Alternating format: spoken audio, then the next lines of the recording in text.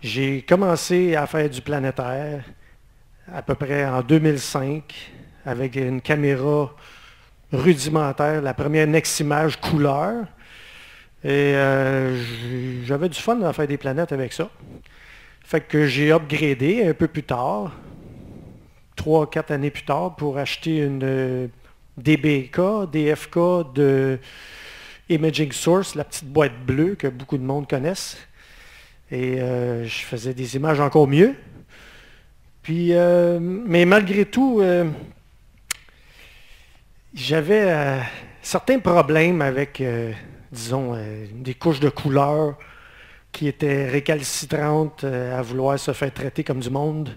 Donc, je me suis dit que si j'étais pour aller me chercher une caméra monochrome, puis m'occuper de changer les filtres moi-même, j'étais pour avoir un contrôle plus ou moins total sur chaque couche différente que j'utilise. En grande partie, le rouge, le vert et le bleu. Fait qu'à ce moment-là, je pouvais sortir des images plus nettes. Et c'est pour ça que je me suis tourné vers cette petite caméra-là qui avait de très bons reviews un peu partout par des top imageurs de planètes sur la planète. Fait qu'à ce moment-là, j'ai dit, bon, on va aller chercher ça. Ah, ben voilà. Ça, c'est sur le site de la compagnie. On voit bien la caméra. Bon, il parle un peu du prix là-dessus. Là. Moi, ce que je suis allé chercher, c'est le petit kit en bas. Au Québec, cette affaire-là se détaille avec la caméra, la roue à filtre, les 4 filtres rouge, vert, bleu et luminance. Disons que avec la taxe au Québec, je suis allé la chercher pour environ 650. Dans la boîte, il y a la caméra, OK, monochrome, qui est la ASI 120mm pour monochrome. Il y a la lentille ici qu'on voit là, qui nous offre avec pour pouvoir faire du très grand champ. Fait que si on la met sur le bout de la caméra, ce caméra-là nous donne, je pense que c'est 150 degrés, ouais, 150 degrés de champ. Si, mettons, on veut s'essayer sur les perséides, ben, on peut prendre notre petit trépied, planter ça dehors, envoyer ça dans le ciel, faire notre focus, puis partir notre vidéo, puis je l'ai essayé chez nous. C'est sûr que, bon, dans un ciel de Terrebonne que je qualifierais d'assez pollué, merci, j'ai pogné, je pense, un météore sur 3 nuits de tentatives, puis il n'est même pas concluant, mon météore, mais bon, c'est pas... c'est ce que ça peut servir, cette caméra-là, c'est d'avoir une bonne largeur dans le ciel pour capturer. Moi, je ne me sers pas vraiment de ça. Bon, OK, ensuite de ça, dans la boîte, il y a une roue à filtre, qui est la roue à filtre 5 positions. Fait qu'on peut mettre nos filtres rouge, vert, bleu, luminance, parce que les filtres viennent avec. Puis il y a aussi un autre trou, si on veut pas mettre de filtre, ou mettre un filtre infrarouge, si ça nous tente, qui est souvent pratique en planétaire en passant. OK, il y a un fil USB qui vient se plugger ici, qu'on peut envoyer dans le laptop pour nos captures et aussi pour notre guidage, parce qu'elle peut servir de guidage. Puis il y a aussi une plug ST4 qui est là, oui, effectivement, que moi je ne me sers pas de ça, mais c'est pour d'autres types de montures que ça peut accommoder, je dirais. OK. Le capteur de cette caméra, qui est quand même un capteur, je dirais, assez gros, qui est 1280 pixels par 960. Il y avait un ancien standard pour ce genre de caméra-là qui était 640 par 480. Je pense que tout le monde s'est déjà rendu compte de ça. Là. Fait qu'avec un capteur grand de même, ça aide beaucoup pour, mettons, la petite lentille qu'on voit là.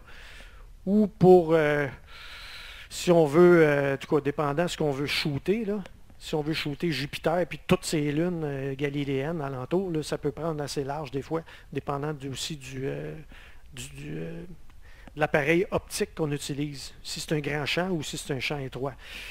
Bon, ensuite de ça, on peut choisir la grosseur du champ qu'on capture par un ROI qui se dit, c'est un terme anglais qui dit Region of Interest. Ça veut dire que vous pouvez prendre votre capteur qui est 1200 par 900 puis rapetisser puis dire, moi j'ai le goût d'avoir 320 par 240. Tout petit, tout petit. Si on veut shooter quelque chose de tout petit, comme la planète Mars. Ah, regardons. Bien pratique. Fait que plus on se sert d'une petite région, plus on va avoir un taux de transfert d'image rapide, donc élevé. Fait que ce qu'ils disent selon les specs de la caméra, les spécifications, le plein capteur qui est le 1280 par 960, vous allez avoir au maximum 35 images secondes, donc 35 fps. Puis au plus petit, qui est le 320 par 240, on peut se rendre jusqu'à 215 images secondes. Ça commence à mitrailler là. Fait que c'est tout désigné pour faire de la planète. Surtout dans notre beau ciel québécois avec lequel on a tant de misère à avoir un beau seeing. Là. Fait que c'est bien pratique pour ça. OK. Ensuite de ça, l'usage qui est recommandé pour ça, c'est fait pour faire de la planète. C'est fait pour du planétaire. Tout ce qui est les planètes. Du lunaire aussi, du solaire. On peut faire du solaire très bien avec ça. Puis le très grand champ avec sa petite lentille. Ou on peut, il y en a qui sont capables de mettre des téléphotos là-dessus. Là. J'ai jamais vraiment essayé ça, mais je pense bien que ça se fait là, sans problème. Peut-être pour avoir, mettons, un fisheye plus performant que cette petite caméra-là, qui est quand même, en tout cas, relativement pas si mal.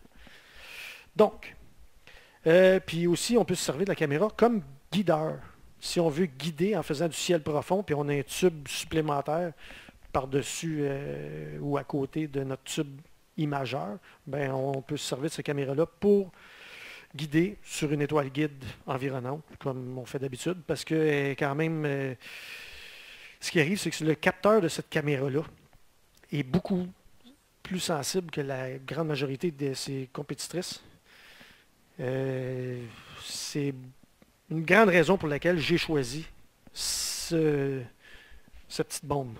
J'avais de la difficulté à avoir des bonnes images planétaires dans des conditions qui étaient plus ou moins bonnes, donc la cible était trop basse, ce qui va occasionner de la dispersion de lumière. Donc le rouge, le vert, le bleu vont chercher à se décaler.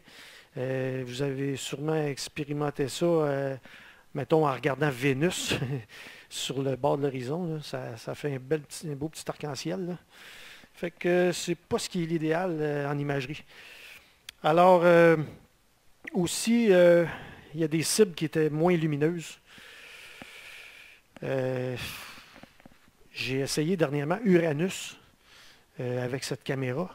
Puis pour essayer d'avoir des détails sur Uranus, ce qui est conseillé, c'est d'avoir un filtre rouge ou même du IR. Mais je vais vous dire franchement, le maximum que j'ai pu tirer avec le IR ou même le rouge, c'était du 1 image seconde. Hey, regarde, c'est pas vite. Fait que pour se ramasser avec un AVI qui a qu'au moins, je sais pas moi, 800 000 images, là, écoute, c'est comme 20 minutes en train de shooter Uranus. C'est long.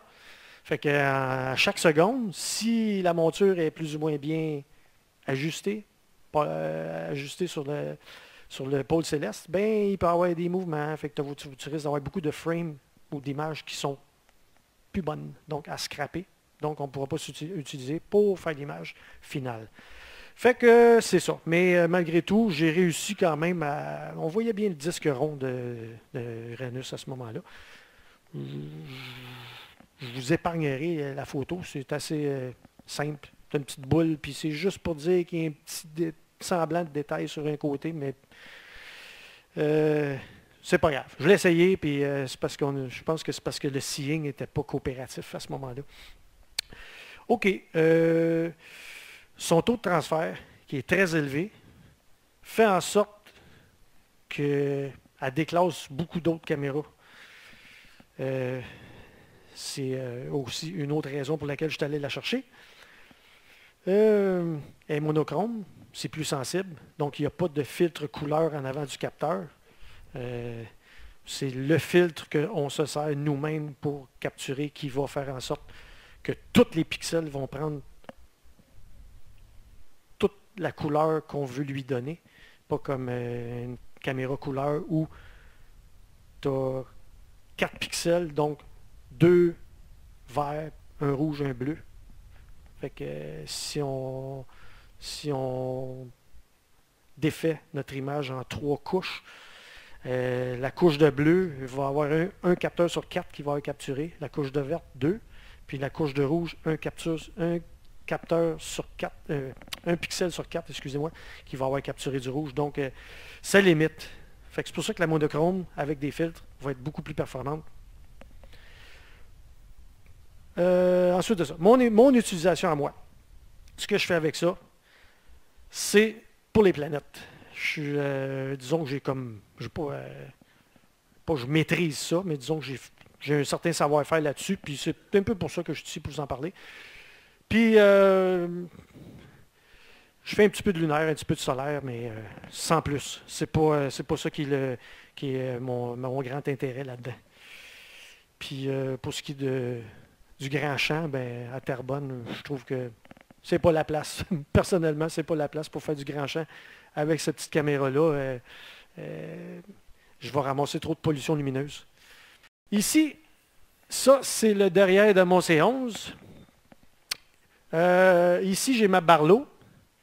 Ici, j'ai ma roue à filtre avec les 4 filtres dedans. Ben, principalement, je vous dirais que je me sers plus du rouge, du vert, du bleu, puis c'est à peu près tout. Des fois, j'ai un infrarouge que je vais me servir pour avoir une couche plus détaillée, mais on va y revenir là-dessus.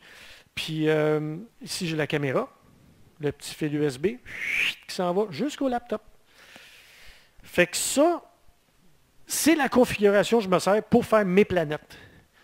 Je me suis rendu compte qu'avec cette configuration-là, le C11 qui me donne une focale sans Barlow d'à peu près de 2800 mm. Avec la Barlow, ça me donne, je vous dirais, 5600. Puis le fait qu'il y a un espace entre la Barlow, l'espace de la roue à filtre, va me donner une espèce de projection. Donc, ça va encore plus grossir ma planète à l'écran. Fait que je trouve que j'en ai assez comme ça. J'avais essayé une coupe de combinaison, là, 3 fois, c'était trop. Puis sans Barlow, je trouvais qu'il me manquait un peu de... Mais chacun peut y trouver son compte, dépendant du télescope qu'il utilise. Tu sais, j'ai vu du monde utiliser cette caméra-là avec des Newton. Puis un Newton, c'est pas fait c'est pas fait pour du planétaire, c'est pas conçu pour ça.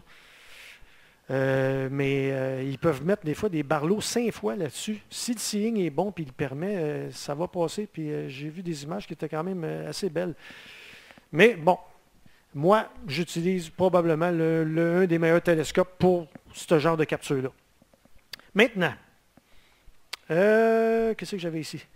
Oui, j'ai une petite vidéo que je vais vous montrer pendant que c'est une petite vidéo à la bonne franquette que j'ai faite dans mon observatoire, dans ma cour. Puis, c'est ça, c'est une vidéo qui est une capture de Jupiter. Vous voyez les étapes que je prends du début à la fin d'une séquence d'une capture de Jupiter. À ce moment-là, ça va comme ça. Puis, on passe ça. OK, je vais vous montrer comment faire pour capturer une Jupiter en 3 couleurs. Donc le rouge, le vert et le bleu. Dans l'ordre que je vous l'ai dit, en passant, ça va être de même. Oh, il y a des petits coups de vent. OK. Là, je vais commencer par aller faire mon focus. Avant tout, je trouve ici que ma bosse d'histogramme va beaucoup trop loin. Fait que je vais quand même mettre le gain dans le tapis pour avoir le plus de frames possible par seconde. Ça ne dérange pas quand même c'est bruité parce que la quantité de frames que je vais aller chercher, le bruit va s'estomper. Donc, là, pour faire mon focus, je vais monter mon gamma excessivement. On voit ici qu'en montant le gamma, ça fait des brèches dans ma base d'histogramme. Puis je perds beaucoup de contraste. Puis curieusement, si je prends mon gamma et je le remets à 50, il n'y en a plus. Mais si je baisse, les brèches se forment de l'autre côté. Mais c'est encore des brèches. Il y a beaucoup plus de contraste, mais c'est très bruité. Mais moi, je ne veux pas de ça. Donc, pour shooter, je vais être à 50. Aucune brèche.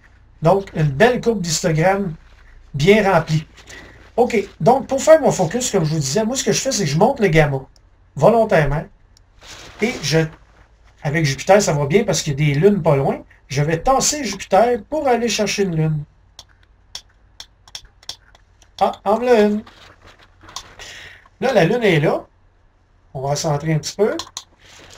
On va défocuser. On va faire un focus. Mon gamma est élevé, fait qu'on peut voir la lune un peu plus.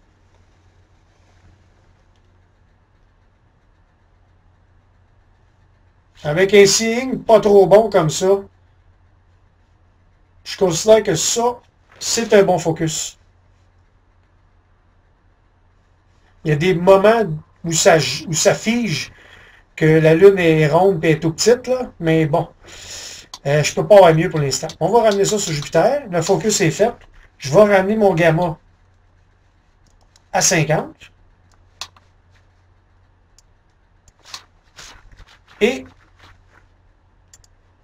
je vais aller chercher mon fichier de capture qui est R pour Red 10, parce que je suis rendu là. Donc R10. Et puis, je vais commencer la capture. Pour Jupiter, c'est 40 secondes par couche. Si on dépasse, on risque d'avoir des problèmes de flou de rotation. OK? C'est parti. Là, vous allez voir que je promène un petit peu ma planète dans le champ, volontairement, parce qu'il y a beaucoup de lignes. Les lignes qui sont là, c'est dû au fait que je shoot le plus rapidement que je peux. Ce qui fait en sorte que c'est très bruité. Fait que, étant beaucoup bruité, ça laisse apparaître des lignes qui vont s'estomper en bout de ligne au traitement. OK, c'est fini. On change de couche. On s'en va mettre le file pour le vert qui est Green 10, G10. On va partir ça dans pas long. Je vais juste changer mon filtre manuellement. Oh, le vert, oh, beaucoup plus foncé. On va changer l'exposure time. On va le monter pour venir à côté ici. On passe ça. Pour venir à côté ici, la même place que le rouge ou à peu près. Sinon, ça aurait été trop foncé. Alors, ça c'est le vert. Tout de suite après, je fais le bleu.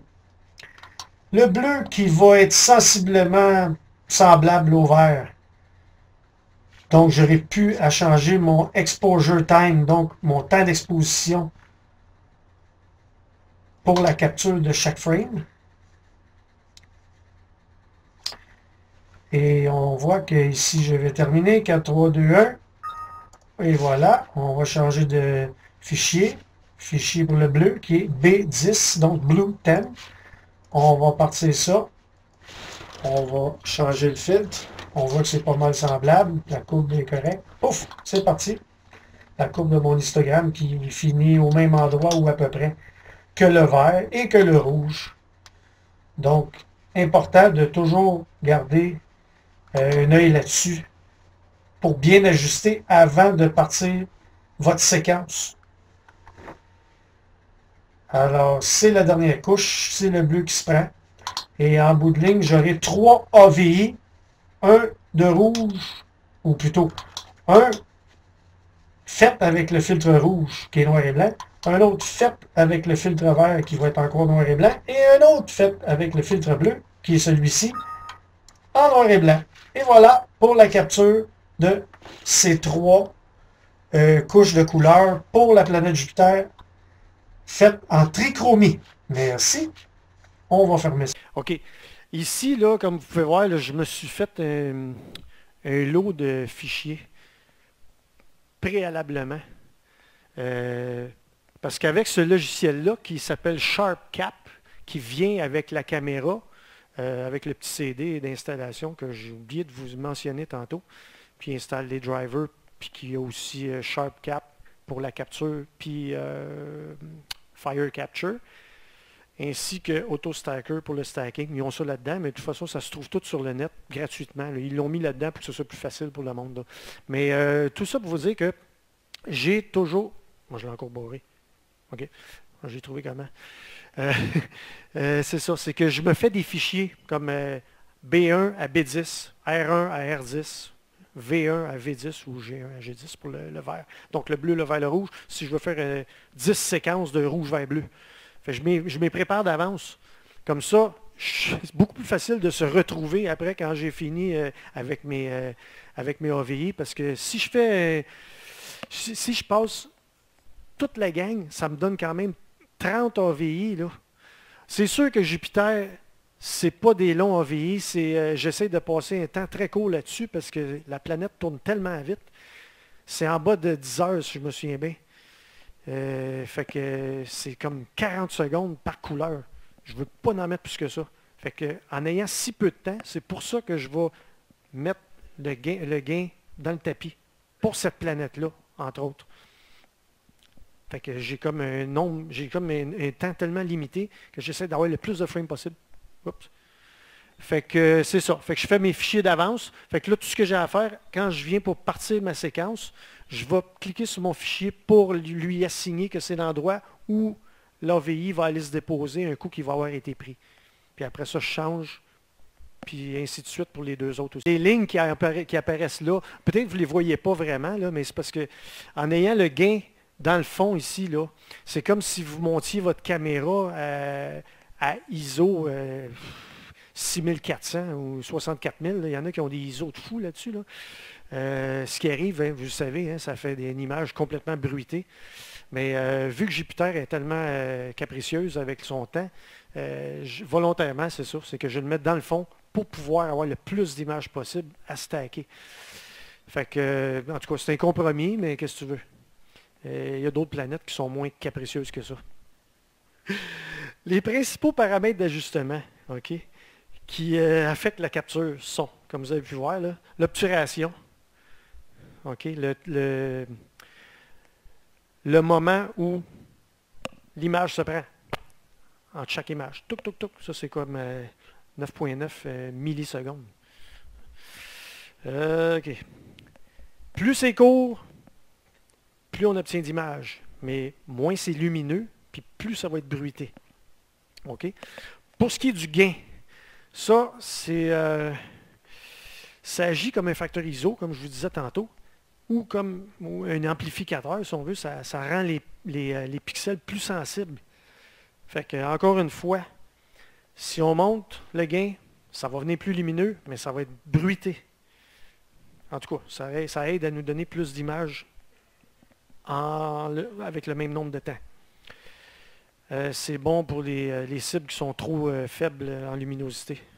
Des fois, on n'a pas vraiment le choix. Ou si on est contraint dans le temps, comme Jupiter, à y aller dans le tapis, là, à changer les filtres le plus rapidement possible pour éviter que la planète ait tourné entre chaque.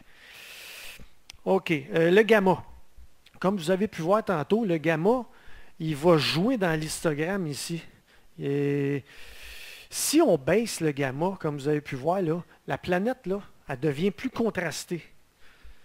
Puis ça peut servir. Idéalement, je vous dirais que c'est mieux de ne pas toucher à ça pour avoir l'intégrité du signal. Okay? Sinon, si on baisse pour avoir plus de contraste, c'est que probablement qu'on est pris avec un voile nuageux. Ça arrive souvent, ça. Puis on n'a pas le choix.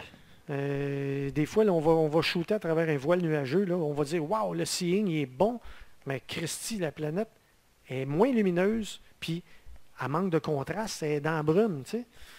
Sauf que là, si on baisse le gamma, là, on va avoir des bandes nuageuses qui vont ressortir plus, les détails qui vont ressortir plus.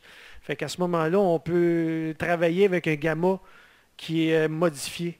Mais idéalement, il faudrait le modifier pareil pour toutes les couches, OK? Parce que sinon, ça peut fausser des données dans les couleurs, puis c'est à faire attention, ça, parce que ça peut donner, en bout de ligne, des couleurs bizarres sur la planète. À force d'expérimenter, je me suis rendu compte de ça. OK. Fait que, après ça, ah oui, le temps qu'on va prendre, la durée totale de la capture qui va servir à fabriquer l'image. C'est critique si la rotation est en jeu. OK. Quand c'est du soleil, du solaire ou du lunaire, là, écoute, on peut laisser la caméra pendant une demi-heure. Là. Vous allez remplir votre disque dur, puis après ça, vous ne saurez plus quoi faire avec. Il va falloir déliter un peu. Hein. Mais bon, on n'est pas concerné par ça. Il n'y a pas de rotation, puis si, mettons, le seeing est ordinaire, ben ça va nous donner la chance d'avoir beaucoup d'images, beaucoup de frames dans notre OVI. Si notre OVI est de 20 minutes, disons, de la Lune, si le seeing est ordinaire, ben si on prend 2% du OVI pour faire notre image, ben 2% d'un OVI de 20 minutes, là, je vais dire qu'il doit avoir quand même, je sais pas, 2000 frames. En tout cas, je ne l'ai jamais vraiment essayé, là, parce que ça devient astronomiquement pesant. OK. Fait que... OK. Fait que c'est ça. Fait que des longs AVI avec des cibles qui ne bougent pas ou qui ne tournent pas de problème. Pour les planètes, par exemple, Jupiter, Mars, on est contraint par le temps. Il faut aller le plus vite possible. Jupiter, c'est très rapide. Ça dépend de la configuration optique qu'on a. C'est sûr que si on a un télescope comme le mien, avec une focale de pas loin de 6000 mm, la planète est grosse, là. Tu vas voir s'il y a un petit mouvement, là. Ça va se voir, là. Mais si quelqu'un shoot avec un Newton, puis la planète est comme le quart de la grosseur de la mienne, ben, c'est plus permissif. Vous le savez, hein? Moins on a de focale, plus on va prendre de loin, si on veut, ben, moins ça va être apparent que ça va avoir tourné. Fait que, dans mon cas, à moi, 40 secondes, c'est assez pour Jupiter. Il est toujours possible de prendre des AVI longs, mettons, de Jupiter. On peut mettre, je vais prendre un AVI de 10 minutes de Jupiter. Ce qui arrive, c'est qu'il y a des logiciels qui peuvent, avec lesquels on peut prendre notre film puis le découper en morceaux. Ça se fait, ça. C'est pas compliqué, là. C'est juste qu'il faut... Ça nous donne plus d'ouvrage en bout de ligne, mais bon. Pour les paresseux qui peuvent exister, des fois, je peux être paresseux puis faire ça aussi, là. Sauf que l'ouvrage, ça va se faire plus tard sur l'ordi à couper ça. T'sais? Fait que, puis dépendant, c'est quoi qui se promène, c'est quoi qu'il y a comme événement, mettons, sur la planète, s'il y a des lunes qui passent devant, des ombrages qui... ça peut être intéressant d'avoir une séquence où on a le mouvement, l'espèce de balai des lunes alentour là, qui peuvent bouger. Là. Fait que ça peut être le fun, ça. Mais bon, tout ça pour dire que l'AVI, c'est pas parce qu'on prend 20 minutes de Jupiter qu'on ne peut pas travailler avec. Là. Il est comme, il est trop gros, je ne peux pas rien faire. Non, non, tu peux te découper. Puis il y a même des endroits dans ton 20 minutes où c'est peut-être mieux. Oups, dans ce petit bout-là, dans ce petit 2 minutes-là, le seeing est super bon. Tu peux prendre une image de ce petit bout-là spécifique. Puis on peut aussi faire le contraire. Si, disons, exemple, on est sur une planète où la rotation n'est pas vraiment en jeu, même le Soleil ou la Lune, puis on peut prendre, mettons, des petits AVI pour X raisons, mais on peut les recoller. Si on n'a pas rien bougé là, de notre caméra, là, si tout est resté pareil, on peut rabooter des AVI. Moi, je l'ai fait avec Saturne, là, puis ça aide beaucoup. Si le seeing est assez moyen ou que je trouve que j'ai pas assez d'images dans mon AVI, je peux prendre, mettons, un 10 minutes de rouge, faire un vert, faire un bleu, puis refaire un IR, mettons, un infrarouge, puis si je veux, je peux combiner l'AVI rouge et infrarouge ensemble, puis prendre le data de ce gros AVI-là, qui va me donner la chance d'avoir plus, comment je dirais bien, non, le pourcentage est le même de bons frames à l'intérieur de l'AVI, mais si je vais par, je découpe ça, mettons, en 2000 frames. Mettons, je veux 2000 frames dans le bleu, 2000 dans le rouge, 2000 dans le vert. Bon, ben, 2000 frames sur 2 AVI de 10 minutes va être beaucoup plus... J'ai beaucoup plus de chances d'avoir des bonnes frames dans un long AVI que dans un court. C'est pas compliqué, c'est ça. Fait que, ensuite de ça, l'autre outil indispensable, c'est l'histogramme ici. Ça, l'œil est bien bon pour sizer là, ce qu'on fait, là, mais ça, c'est vraiment plus performant pour nous donner l'heure juste, à savoir jusqu'où se rendre. Là. Moi, je me rends toujours comme entre le 2/3 et le 3/4. J'avoisine ce secteur-là. Je ne veux pas que ça aille plus loin que ça. Parce que quand je veux travailler au post-traitement sur mon image, il peut arriver que dans le sharpening que je vais faire, ça va faire grimper la luminosité de certains endroits sur la planète. Puis si je suis pas loin d'être à côté là, ben je vais, on appelle ça bloomer, là, je vais cramer les parties trop lumineuses. Puis c'est pas ça qu'on veut. Hein? Alors, numéro 5, numéro 6. Je suis rendu au numéro 6. OK, les paramètres d'ajustement, c'est des outils. Je vous dirais que ces outils-là, ça compense pour le ciel qu'on a. Comme je vous disais, le gamma, je vais jouer avec ça quand la transparence est pourrie. Si la transparence est pourrie, là, je vais être obligé de baisser le gamma pour avoir un contraste dans mon image. Parce que sinon, ça va donner une image plutôt terne de la planète, si on veut. Il n'y aura pas de contraste. Les bandes nuageuses vont être là, mais ça va être comme... Tu vois que c'est à travers d'un... C'est pour éviter que ce soit une image trop flat. Tu sais, comme la pleine lune. Quand on regarde la pleine lune, elle est comme blanche en grandeur. C'est un peu moche. Puis nous, ben, quand on veut faire des belles images, ça ne nous tente pas que ce soit moche. Hein? Moi, je fais ça pour m'amuser, je fais ça pour avoir du fun, je fais ça pour avoir un beau rendu final. Fait que ces outils-là sont bien pratiques pour contrebalancer les mauvaises... le mauvais seeing, pas le mauvais seeing, mais la mauvaise transparence, des choses de même. Et souvent, en passant, le bon seeing, donc la turbulence faible, va souvent arriver, malheureusement, avec une transparence pourrie. On n'est comme jamais capable d'avoir les deux. Mais je me console en disant que ceux qui font du ciel profond, ben, si la transparence n'est pas bonne, vous êtes cuits! Fait que le planétaire, comparativement au ciel profond, ça se fait vite. Puis, le ciel n'est pas obligé d'être super top. C'est le seeing qui est important qu'il soit bon. Vraiment. Puis souvent, là, je peux avoir un trou entre deux nuages là, qui dure 5 minutes.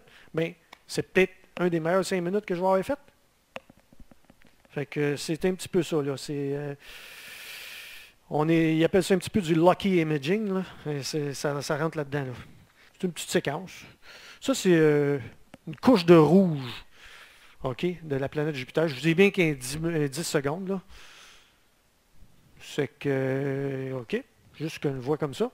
Un coup que cet AVI-là, qui était de 40 secondes, je crois bien, parce que je me suis comme fait un standard, je me suis dit, je ne veux pas aller plus loin que ça, pour ne pas avoir de problème de rotation, de flou de rotation sur mon image. J'ai envoyé ça dans AutoStacker. Je ne sais pas si le monde connaît ça. C'est un logiciel qui va prendre votre AVI, donc votre film, puis qu'on va, avec certains paramètres à l'intérieur de ce logiciel-là, on va être capable de dire combien de pourcentage sur les 3600 frames qu'on a capturés, disons, qu'on veut garder pour pouvoir faire notre image, notre stack de cette couche-là, de cette AVI-là. Fait qu'à ce moment-là, on peut paramétrer dans AutoStacker. Je ne vous l'ai pas montré ici parce que il n'y a pas juste AutoStacker qu'on peut se servir. Il y en a qui vont se servir de Registax. Il y a plusieurs logiciels d'empilement d'images de films comme ça. Fait que, grosso modo, c'est de prendre le film puis de faire des stacks avec. Sauf qu'AutoStacker, ce que je trouve le fun, c'est qu'il est rapide, il est efficace, puis il ne fait que du stacking. Il ne se casse pas la tête, lui-là. Fait que, en bout de ligne, le stacking va me donner une image comme ça. Mais AutoStacker, j'ai le choix de lui demander de me sortir une image supplémentaire qui est on appelle ça un preview.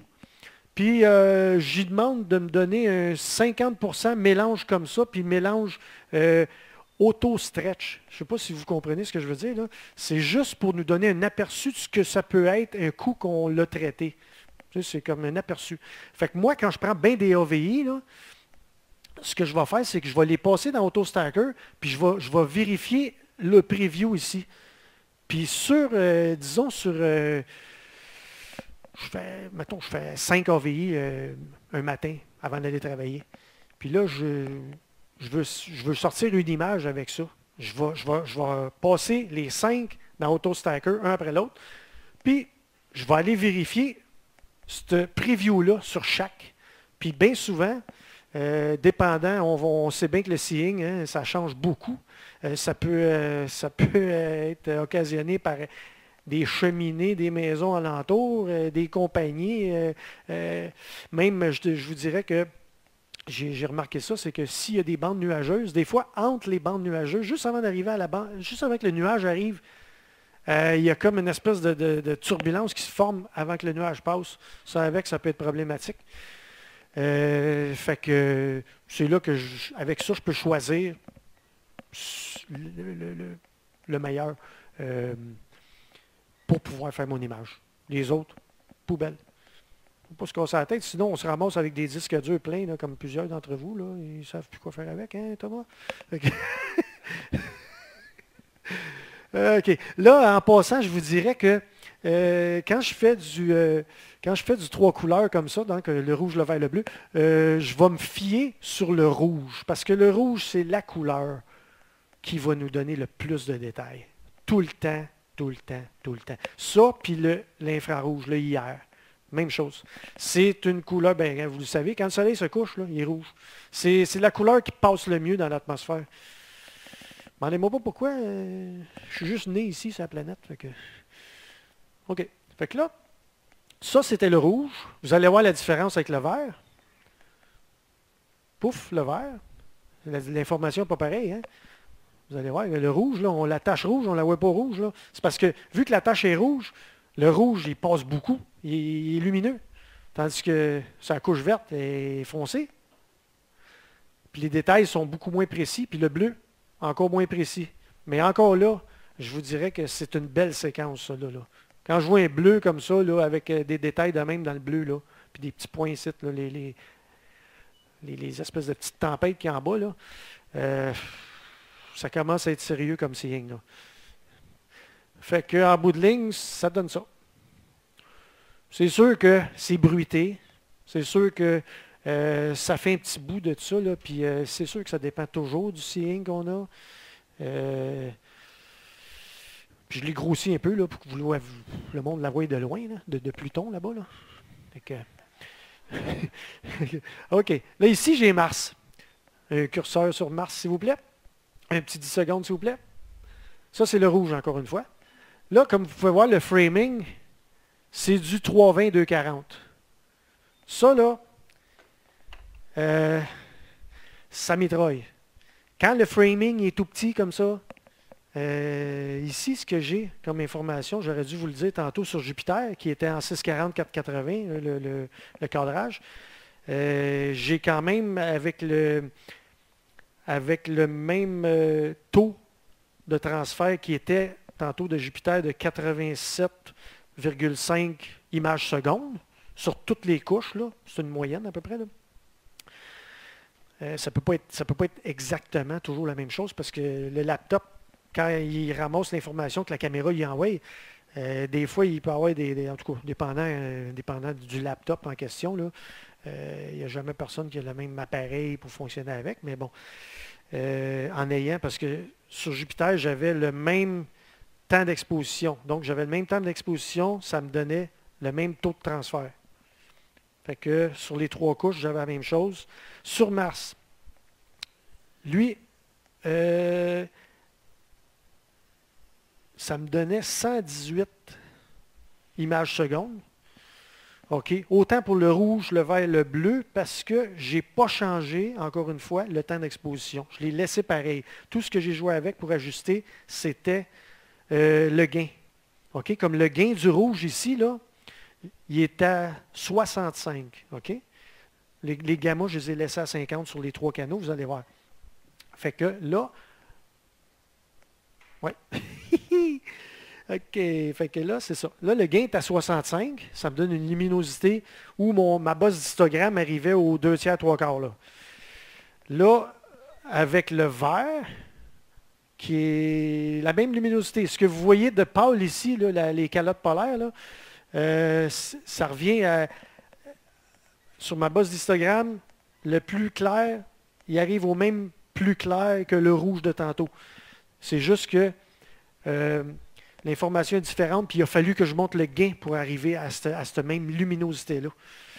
Puis, vous allez voir aussi en passant, le bleu, bon, on va faire le bleu, là. Pouf, le bleu. Vous voyez que l'information est pas mal moins évidente, là. C'est plus flou, puis pourtant, c'est un auto-stretch, c'est un preview, là, ça. Là. Ça, c'est le stack avec lequel je travaille, mais ça, c'est le preview qui me donne l'idée de ce que ça peut avoir l'air un coup que j'ai traité. Si je reviens en arrière, puis vous gardez l'œil là-dessus, on le voit, là. On voit le rouge, il y a du détail là-dessus. Puis, regardez, entre les couches, surtout ici, là, regardez la grosseur de la planète, ce qui arrive. Hop, elle est petite et précise dans le rouge.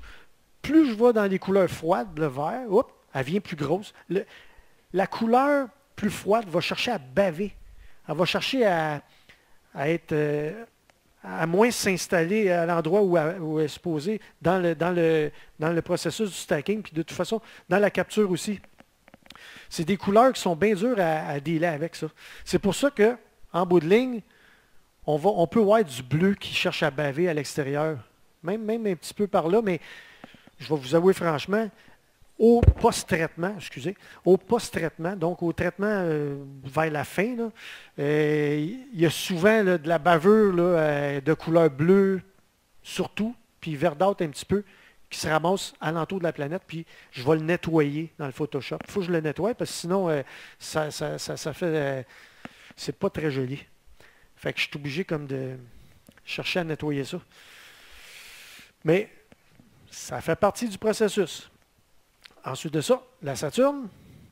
Un petit curseur sur la Saturne, s'il vous plaît. La petite danse de Saturne.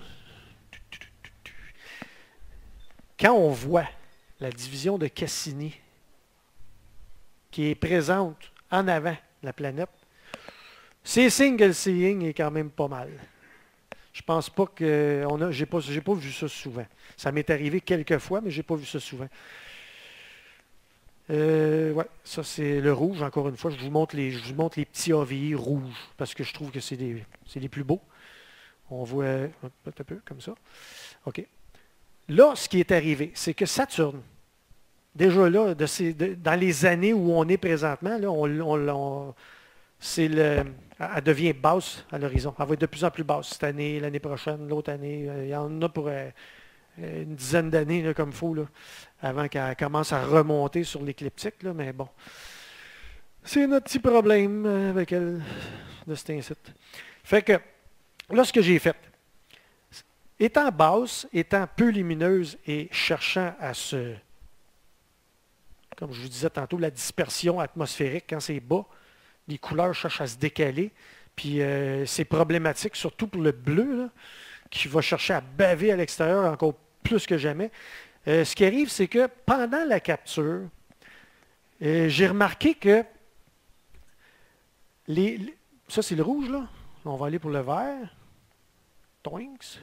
On voit que le vert cherche à être plus flou, malgré que c'est un preview, avec le même auto-stretch que le rouge.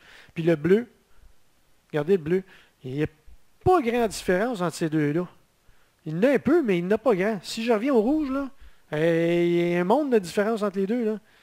Tu sais, on voit que le rouge est beaucoup plus performant. Fait que c'est pour ça que je me sers toujours du rouge quand je veux traiter mon image. Puis, en tout cas, je vous expliquerai tantôt là, que le traitement que je vais faire sur l'image rouge, je vais l'appliquer exactement le même sur le vert et sur le bleu. Je ne peux pas commencer à jouer entre les couches. Là. Ça risque de faire des drôles de couleurs, puis c'est pas une bonne idée. Fait que, c'est ça. Là, ici, on voit que il n'y a pas vraiment de bavure alentour. Si je vais au vert, il n'y en a pas vraiment plus, puis le bleu non plus. Sauf que la raison pour laquelle il n'y a pas de bavure, normalement, si j'avais laissé le gamma à 50 sur les 3 couches, j'aurais eu un sérieux problème. Là. Ici, là, le bleu, là, il serait rendu là, quasiment tout le tour. Là. Il aurait bavé à l'extérieur, puis même j'en aurais eu dans les trous. Là. Fait que ce qui arrive, c'est que j'ai baissé le gamma volontairement. Pour le vert, tu sais, comme le rouge, le gamma est à 60. Le vert, le gamma est à 50. Puis le bleu, je l'ai mis à 30. OK? Ça, c'est des AVI de 10 minutes chaque. OK? Ce qui arrive, c'est que la planète, oui, elle tourne vite, un peu plus que 10 heures. Mais les détails qu'il y a sur cette planète-là sont majoritairement linéaires comme ça, donc dans le sens de la rotation, à moins d'avoir des tempêtes notables. J'ai déjà vu ça une fois, dans le temps que j'avais une Neximage, en tout cas.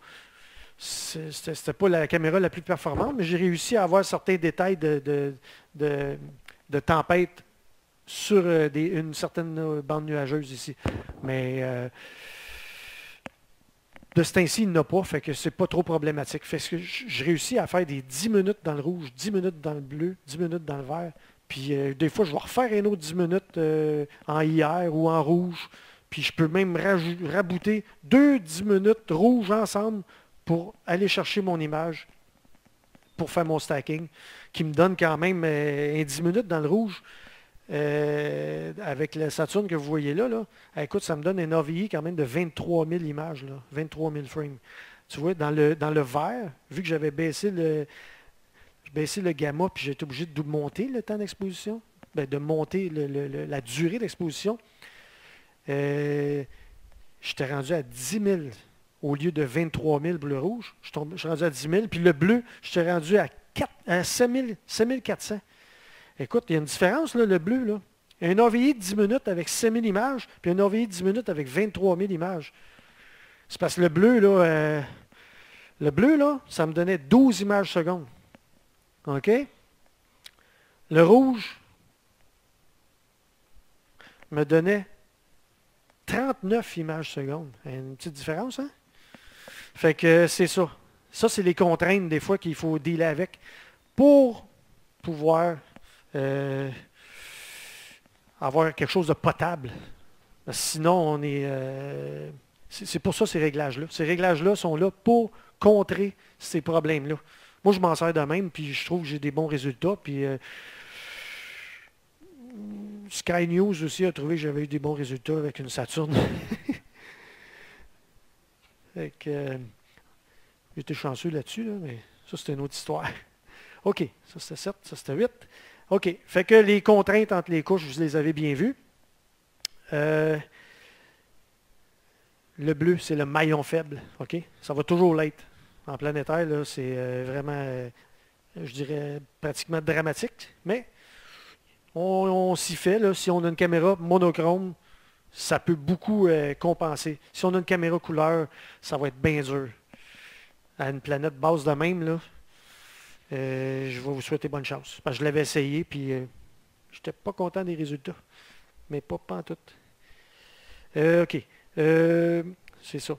Donc, le rouge va nécessiter le moins de compensation de la part de la gain et du gain et de l'exposition. OK? Ensuite de ça, où on est rendu? La suite logique de la capture proprement dite. Là, si j'avance ça, c'est-tu bon? Je pense que non. Saturne bleu. OK, Saturne. C'est sûr que c'est pas... regarde, il y a quand même des défauts. Là. Il y a une bordure ici. Là. J'ai traité un petit peu fort. Là. Puis, je pense pas vraiment que c'est la division Inc qui est là, mais bon. En tout cas, là, il y a quand même des détails. On voit l'hexagone ici, là en haut. Là.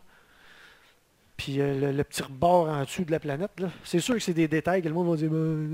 Mais, regarde, quand on fait de l'imagerie, on veut toujours que ce soit le plus proche de la perfection possible. Fait que, c'est ça.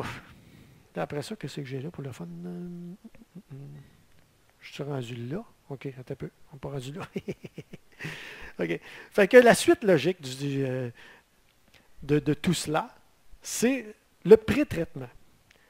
Un coup que le film est pris, le but, c'est de faire une image, de faire un empilement. OK? Faire un empilement pour se ramasser avec une image pour pouvoir être traité. Donc, si on fait le vert, le bleu, le rouge, on a nos 3 stacks. Là, on va travailler sur le rouge. Moi, ce que je fais, c'est que je travaille sur le rouge. Je fais mon stretching sur le rouge. Puis, un coup que mon stretching sur le rouge est à mon goût, je l'applique le même traitement sur le vert, le même traitement sur le bleu. Je ne change rien là-dedans. Là. Fait que c'est stretché de façon égale sur les 3 couches. Après que le stretching est fait sur les 3, là, je combine mes 3, puis je fais ma combinaison de canaux, donc le rouge, le vert, le bleu, dans la même image pour me donner mon image couleur. OK? Il y en a qui vont stretcher après avoir combiné. Il n'y a pas de recette miracle pour ça. C'est à vous de décider si vous voulez faire votre stretching avant de les combiner, après, ou en faire un avant, puis en faire un après. Moi, je vais en faire un après aussi. Je vérifie voir si tout est correct avec l'image couleur. Pour, en bout de ligne, peut-être essayer d'estomper un peu de bruit qui peut avoir été induit. Là. Mais bon. Fait que, puis, écoute, les post-traitements, c'est sûr que ça implique du sharpening, de la déconvolution, si on veut, l'accentuation de contraste, les ondelettes, les wavelets. Là. OK. OK, c'est ça. Là, je voulais vous parler, mettre un petit mot sur ce qui était de la couche de luminance. OK, parce qu'on va faire du RVB, du rouge, vert, bleu, mais il y a du monde qui vont vouloir avoir un petit peu plus de détails dans la planète, fait qu'ils vont faire une luminance. La luminance, c'est ni plus ni moins qu'un stack noir et blanc qui va comporter plus de détails que les autres couches. Ce qu'on peut faire des fois, c'est qu'on va prendre la couche de rouge, puis on peut la traiter différemment. Je dirais peut-être avec un traitement plus poussé, sans nécessairement que ce soit excessif. Ou on peut aussi prendre une couche, un AVI en infrarouge. L'infrarouge va faire sortir beaucoup de détails, puis il va être beaucoup moins affecté par la turbulence. Fait que déjà, si le seeing est bon, la turbulence va être encore moindre avec l'infrarouge sur un AVI. C'est sûr que l'infrarouge, c'est une pastille qui est rouge foncé en tabarouette. Tu as de la misère à regarder à travers un peu. Là. Mais ça donne des cristis de bons résultats. T'sais. Fait qu'on peut se servir de cette couche-là pour faire une luminance pour donner plus de détails à notre image couleur. Sans problème, ça se fait bien. Parce que le vrai filtre luminance qui nous offre, mettons, le vrai filtre de luminance, là, normalement, c'est juste un morceau de verre qui coupe le IR, puis qui coupe l'infrarouge, puis qui coupe l'ultraviolet. C'est le visible. Ça veut dire que tu captures tout ce que l'œil voit. Je m'excuse, mais si tu captures du bleu là-dedans, là, autant que du rouge, là, ça va te donner un mélange qui n'est pas très, très performant côté détail, je trouve. Fait que l'infrarouge va donner beaucoup de détails. Mais les puristes, si on veut, vont vouloir que ce soit la luminance avec le morceau de verre qui soit utilisé pour blablabla. Mais regarde, moi, je ne suis pas un puriste. Moi, je fais de l'imagerie parce que ça me tente d'avoir des images qui ont des détails, qui sont belles, agréables à regarder, puis qui sont... que le monde dise « Ouais, comment tu as fait ça? » Ben, c'est ça. Je vais chercher des détails plus précis avec des couches plus précises. Fait que c'est juste ça. Puis ça se fait très bien. Puis c'est quand même bien accepté dans toute la communauté astronomique mondiale. C'est un petit 6 secondes. C'est un condensé d'une tentative de capture de l'ISS. OK? Fait que, en bout de ligne, ça donne quelque chose comme ça. Ça, c'est un frame, OK? C'est juste un frame. L'affaire, c'est que, je vais vous, je vais vous le dire en bon québécois, là. Je pogne la C11, je slack tous les axes, OK? Là, pour qu'ils soient mous, là, tu sais, là. Bon, OK. Là, avant de faire ça, là, je vais comme prendre une étoile probablement dans le champ de chez où ce qu'elle va passer. Là. Bon, mettons Vega dans le coin là. Idéalement, une étoile brillante. Parce que ça, c'est brillant. Écoute, magnitude -3.2 là, au maximum, là, quand ça nous passe en haut de la tête, là, waouh, ça flash. Fait que il faut ajuster l'appareil avant que ça s'en vienne. Fait que je fais mon focus, j'ajuste mes niveaux, là, si on veut, mon gain, mon exposition, là, pour que l'étoile, mettons que je vois Vega à l'écran, bon, avec la caméra dans le tube, bien évidemment. Puis je fais juste ajuster mon focus, puis toute la patente. Quand je vois que c'est correct, ça fait bonne affaire, bien temps. Fait que là, quand elle s'en vient, tout ce que je fais, c'est que je pogne la machine, puis j'ai mon viseur, puis je fais juste essayer de la garder dans le réticule du viseur. Fait que le petit condensé de l'AVI que vous avez vu là, c'est le temps de passage maximum, c'est d'environ 6 minutes. Puis je vous dirais que l'AVI que je vais prendre, ce n'est pas au début de l'horizon, c'est un petit peu plus haut, peut-être comme à 30 degrés jusqu'à l'autre 30 degrés. Là. Bon, ça me donne à peu près, je passe ça pour 4 minutes, mettons. Fait que pendant les 4 minutes, je suis là, puis j'essaie de mitrailler pendant que ça passe, là. Fait que ça marche. Comme vous avez pu voir, ça marche. J'ai réussi à l'avoir dans ces 4 minutes-là. Là. On l'a vu passer plusieurs fois, là. C'est sûr qu'il y en a qui sont comme plus ou moins belles, mais bon, c'est juste un frame, là, regarde. Là. Faut pas venir fou. Puis ça prend pas de temps, là. Ça prend 4 minutes. Fait que ça se fait. T'sais. Puis c'est cowboy, là, mais ça se fait. Ben, ma méthode, là, à date, là, c'est ça. J'ai pas de go-to. Il y en a qui vont comme Thierry Legault. Il va ajuster sa monture en fonction du passage, avec l'angle, toute la patente. Là, regarde. Je suis pas là, là. Je suis pas un grand technicien comme ça. Je suis pas un grand mathématicien. Je suis pas rien de ça. Moi, je suis plutôt un artiste, je dirais. Fait que je m'amuse avec ça. Puis je me dis, qu'est ça se pogne, cette affaire-là? Ah oui. T'as un télescope, ça grossit? Ben oui, on grossit, ben oui, dessus. Fait qu'à ce moment-là, c'est ça. Puis en passant, ça, c'est un framing de 640-480 que j'ai pas croppé pantoute, là. Puis, j'ai enlevé la barlow. Parce qu'avec la barlow, le champ est réduit là-dessus, c'est épouvantable. Fait que déjà sans barlow, donc à la focale native du télescope, c'est bien en masse, c'est une belle grosseur, je trouve. Puis oui, c'est bruité, mais bon, on s'en fout, là. C'est une tentative. Fait que, c'était mon petit interlude. Ici, ça, c'est des petites réalisations que j'ai faites avec la caméra. Je vais juste vous les montrer de même. C'est pas rien de bien, tu sais, c'est une Jupiter qui date de... Écoute, ça, c'est beaucoup avant son opposition. Là. Ça doit faire au moins un mois de cette image-là. Là.